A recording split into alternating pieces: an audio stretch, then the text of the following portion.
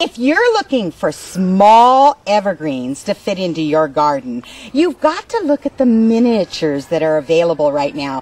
Today we're in the beautiful garden of Charles Gillingham.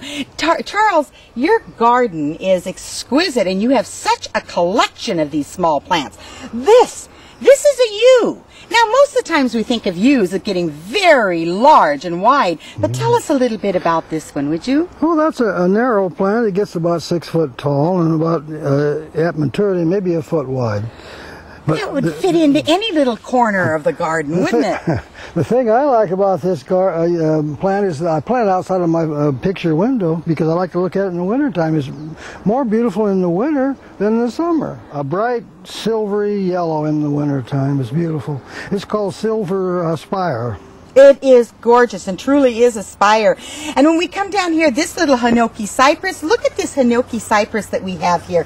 This is more of a yellow. Most of us are familiar with the very green hinoki cypress, but a lot of times I get people saying on the mugo pines, I don't like mugos because they open up so wide. How old is this little mugo? Oh, that's about 10 years old, and that's almost full size. That's called teeny, and that's one of my favorite mugos. Oh, I just love this. The variegated things. You notice that many of the shrubs now come with yellow tips to them, white tips. They give you the color without having to go into plants. This whipcord is outstanding. Now, how old is your whipcord? Well, that's about 10 years old, and that'll get larger than that, but it grows slow. That's a unique plant. You don't see those around very often. The same thing goes with your fir over here?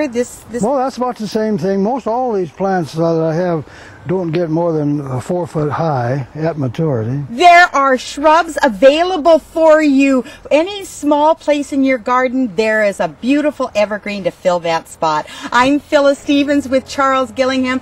That is a great garden.